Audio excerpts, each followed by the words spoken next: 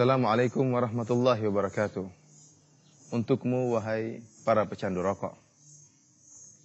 Saya rasa kalau kita berbicara dari hati yang dalam, saya dan Anda wahai perokok sepakat bahwasanya rokok itu buruk. Dan kita bisa lihat ya, tidak ada satu dokter pun yang menyatakan bahwa rokok itu baik. Para dokter sepakat bahwasanya rokok itu buruk. Meskipun di antara mereka juga banyak yang merokok.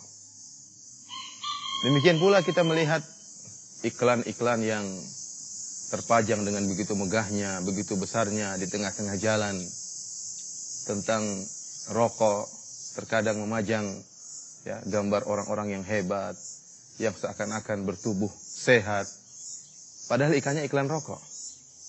Namun kalau kita lihat ternyata di bawah iklan tersebut ada tulisan yang meskipun ditulis sangat kecil namun masih bisa terbaca. Peringatan pemerintah bahwasanya rokok bisa mengakibatkan demikian dan demikian, mengganggu janin, mandul dan lain sebagainya. Oleh karena saya katakan, Anda sang perokok pun tahu akan hal ini. Hati kecil Anda tahu bahwasanya rokok itu buruk. Namun Anda tidak kuasa untuk meninggalkannya. Oleh karenanya, kalau kita berbicara tentang hukum rokok, jelas bahwasanya hukum rokok itu tidak diperbolehkan. Allah Subhanahu wa taala menyebutkan dalam Al-Qur'an tentang sifat Nabi Muhammad sallallahu alaihi wasallam, nabi kita yang sangat kita cintai, wa yuharrimu alaihimul khaba'ith, bahwasanya Nabi Muhammad sallallahu alaihi wasallam mengharamkan perkara-perkara yang buruk. Dan kita sepakat rokok adalah perkara yang buruk. Betapa banyak racun yang terdapat dalam rokok tersebut. Ingatlah wahai para perokok. Allah Subhanahu wa taala sayang dengan kita. Allah tidak suka jika kita merusak tubuh kita. Allah Subhanahu wa taala berfirman, "Wala taqtulu anfusakum, innallaha kana bikum rahima." Janganlah kalian membunuh diri kalian, sungguhnya Allah Subhanahu wa taala sayang kepada kalian. Jasad kita ini amanah. Tidak boleh kita rusak sembarangan.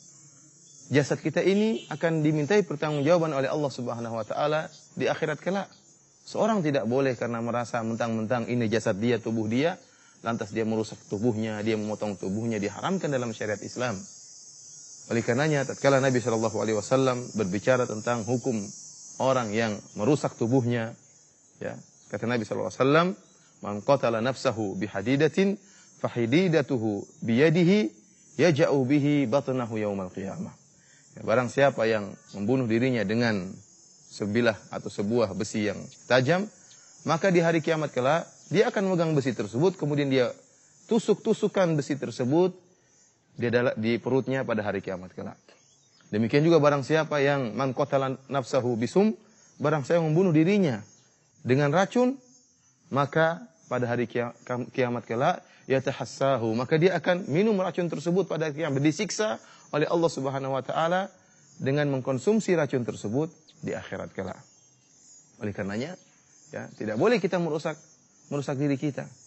Dan terbukti ternyata banyak orang yang meninggal dunia ya, diakibatkan penyakit kanker yang disebabkan karena mengkonsumsi rokok.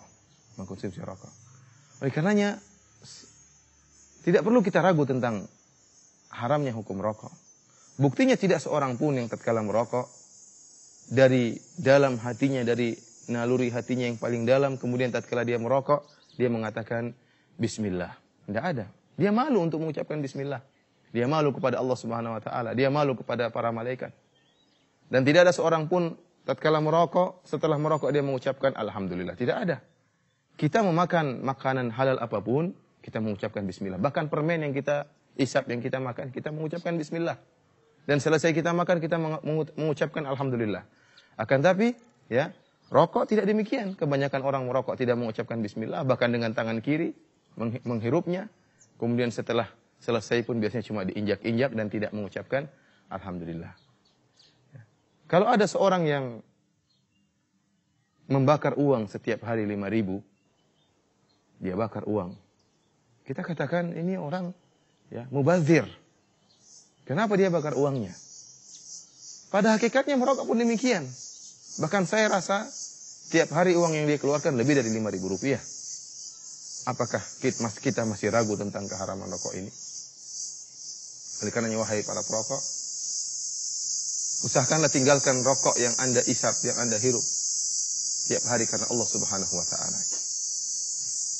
Belum lagi kalau kita lihat kenyataan orang yang merokok, ya, terkadang hilang rasa malu dari dirinya. Dia hanya memikirkan dirinya, tidak memikirkan orang lain. Tatkala dia sudah merokok, meskipun dia dengar orang di sampingnya terbatuk-batuk karena rokoknya, meskipun dia tahu ada anak kecil di sampingnya yang ikut menghirup asap rokoknya, maka dia tidak peduli. Yang penting dia senang, orang lain dia tidak pedulikan. Oleh karena saya terkejut waktu setahun yang lalu tatkala saya melewat di kota Jakarta, tiba-tiba saya melihat sebuah plakat yang sangat besar. Saya tidak tahu siapa yang meletakkannya. Ada tulisan dia senang sendiri, ya kami sakit bersama. Kira-kira maknanya demikian. Artinya apa? Dia sendiri yang happy, yang isap rokok, yang lainnya kesulitan batuk-batuk menghirup asap rokok. Apalagi dikatakan bahwasanya perokok pasif lebih berbahaya daripada perokok aktif. Dan ini kenyataan yang pernah terjadi dan pernah saya dapati. Saya tinggal di kota Madinah. Di sana ada seorang, ya saya kenal, orang tersebut seorang perawat. Suaminya perokok berat. Sementara dia seorang perawat yang menjaga kesehatan, tapi ternyata dia terkena penyakit paru-paru setelah diteliti akibat asap rokok suaminya yang sering dia hirup. Wanita ini perokok pasif. Tapi terkena penyakit berbahaya karena menghirup asap rokok yang sering dihembuskan oleh suaminya. Oleh karenanya, sering kita dapati orang yang merokok hilang rasa malunya.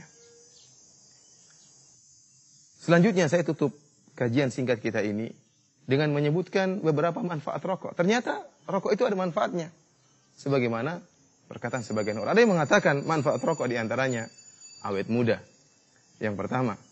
Yang kedua, katanya manfaat rokok bisa menghindarkan masuknya pencuri dalam rumah sang perokok. Dan yang ketiga katanya manfaat rokok adalah menghemat, ya, belanja rumah tangga, kebutuhan rumah tangga. Dan ada manfaat-manfaat yang lainnya, mungkin nanti Anda sang perokok bisa menambahkannya. Kenapa manfaat rokok bisa, ya, mendatangkan awet muda? Ada yang mengatakan karena banyak orang yang merokok, ya, mereka tidak berumur panjang. Tidak berumur panjang. Kenapa? Karena, ya, mereka telah meracuni, ya, jantung mereka, telah meracuni paru-paru mereka, menghitamkan paru-paru mereka dengan asap rokok. Ini manfaat yang pertama. Mungkin ada yang nyeletuk bahwasanya ada juga rokok yang berumur tua, perokok sudah berusia tua tidak meninggal. Kita mengatakan ya itu mungkin kesehatannya tinggi, mungkin Allah, ya, masih memberikan umur panjang kepada dia supaya dia bertobat, akan tapi tidak bertobat-tobat. Sebagaimana ada saja orang yang minum khamar akan tapi berumur panjang, ya.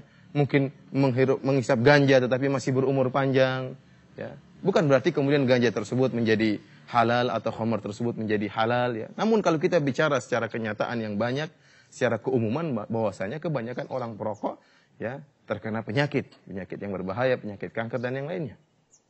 Ya, adapun manfaat kedua bahwasanya rumah orang perokok tidak akan dimasuki oleh pencuri. Kenapa? Karena sang perokok di malam hari senantiasa batuk dan batuk.